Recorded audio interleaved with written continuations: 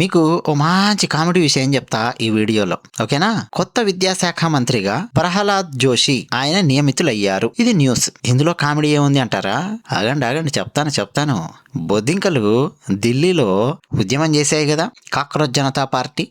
అందులో neat paper లీకేజీపై చేసిన పోరాటం కంటే వేరే బ్యాచ్లే అక్కడ ఎక్కువగా రంగంలోకి దిగాయి. ఆ బ్యాచ్ల్లో చాలా బ్యాచ్లు, అంటే కమ్యూనిస్ట్ బ్యాచ్లు ఉన్నాయి, హిందూ వ్యతిరేక బ్యాచ్లు ఉన్నాయి, మోదీ గారిని ద్వేషించే బ్యాచ్లు ఉన్నాయి, అబ్బో చాలా బ్యాచ్లు ఉన్నాయి. వాళ్ళందరూ కొన్ని ప్లకార్డ్స్ పట్టుకొచ్చి చేసిన నినాదాలు ఏంటో తెలుసా? ఈ ఆర్ఎస్ఎస్ నశించాలి, ఈ బ్రాహ్మణీయవాదం నశించాలి, బ్రాహ్మణవాదం నశించాలి, ఆర్ఎస్ఎస్ నశించాలి. ఇవి కామన్ గా వాళ్ళల్లో చాలా మంది చేసిన నినాదాలు. అసలు మ్యాటర్ ఏమో నీటి పేపర్ లీకేజీ గురించి మాట్లాడాలి, ధర్మేంద్ర ప్రధాన్ రాజీనామా గురించి మాట్లాడాలి. కానీ చేసిన వ్యవహారాలు మొత్తం బ్రాహ్మణవాదం నశించాలి, ఆర్ఎస్ఎస్ నశించాలి, ఇదనమాట.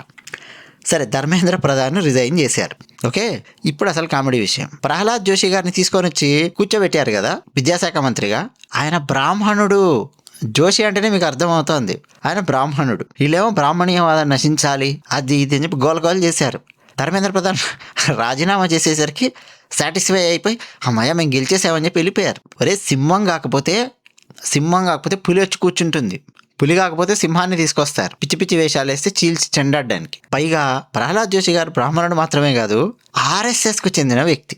ఒకసారి వీడియో చూడండి, తెలుస్తుంది. ఆ ఆర్ఎస్ఎస్ కార్యక్రమాలలో ప్రహ్లాద్ జోషి గారు పాల్గొంటున్నటువంటి వీడియో ఎవరో షేర్ చేశారు ఫేస్బుక్లో.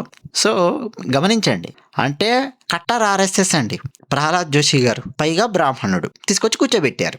ఇప్పుడు ఏం చేస్తారో చెప్పండి? ఇప్పుడు ఈయనను కూడా తీసేయండి అని చెప్పి గోల రచ్చ చేస్తారేమో చూడండి. మళ్ళీ ఉద్యమం చేయమనండి చూద్దాం. ఇప్పుడు అంత సీన్ లేదు. ఆయన ఏం తప్పు చేశారని ఉద్యమం చేస్తారు? అవును, ధర్మేంద్ర ప్రధాన్ని తీసేమన్నావు, ఓకే రా భయ్, ధర్మేంద్ర ప్రధాన్ని తీసేశాను, ప్రహ్లాద్ జోషిని కూర్చోబెట్టాను. ఇది మోదీ గారు చేసిన పని. ఇప్పుడు ఎవడెవడైతే ఈ బ్రాహ్మణవాదం నశించాలి, ఈ ఆర్ఎస్ఎస్ నశించాలి అని చెప్పి నినాదాలు ఇచ్చారో ఢిల్లీ జంతర్ మంతర్లో, వాళ్ళందరికీ మొహాలు మాడిపోయి ఉంటాయి. ఇప్పుడు వాళ్ళ పరిస్థితి ఏంటి చూడండి. ఈ ప్రహ్లాద్ జోషి గారు కర్ణాటకకు చెందినవారు. కర్ణాటకలోని ధార్వాడ్. పూర్తి పేరు ప్రహ్లాద్ వెంకట్ జోషి. ఎంపీగా 5 సార్లు గెలిచారండి ధార్వాడ్ నుంచి. 2004, 2009, 14, 19, 24. సో ఇన్నిసార్లు 5 సార్లు వరుసగా ఎంపీగా గెలిచారు. నరేంద్ర మోదీ 2.0 అంటే 2019 నుంచి 2024 మధ్యలో పార్లమెంటరీ వ్యవహారాల శాఖ అందులో పనిచేశారు.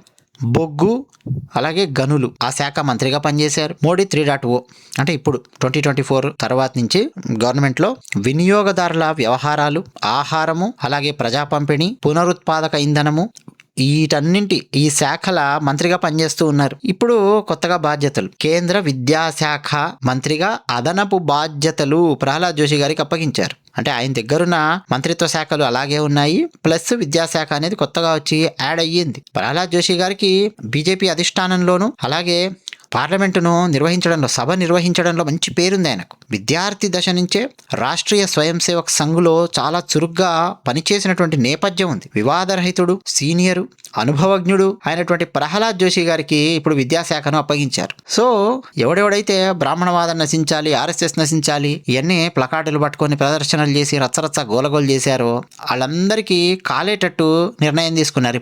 ఇప్పుడు ఏం చేయరు, ఏమి చేయలేరు. ధర్మేంద్ర ప్రధాన్ గారు ఏ నిర్ణయాలు అయితే తీసుకుంటూ వస్తున్నారో, మొఘలుల చరిత్రను లేపేయడాలు, గొప్ప వాళ్ళ చరిత్రలను అకాడమిక్ పుస్తకాలలో పెట్టడాలు, ఇలాంటి డైనమిక్ నిర్ణయాలు ధర్మేంద్ర ప్రధాన్ గారు ఎలాగైతే తీసుకుంటూ వచ్చారో, నిజానికి ఆయన అలాంటి నిర్ణయాలు తీసుకున్నారనే ఇళ్లలో చాలా మంది కోపం. అవన్నీ బయటకు చెప్పరు. నీటి పేపర్ లీక్ అయింది కాబట్టి ఆయన రాజీనామా చేయించే ప్రయత్నం చేశారు. ఇప్పుడు ఏంటి, మరో కట్టర్ని తీసుకొచ్చి కూర్చోబెట్టారు. ఇప్పుడు కూడా అకాడమిక్ పుస్తకాలలో చేంజెస్ ఉంటాయి.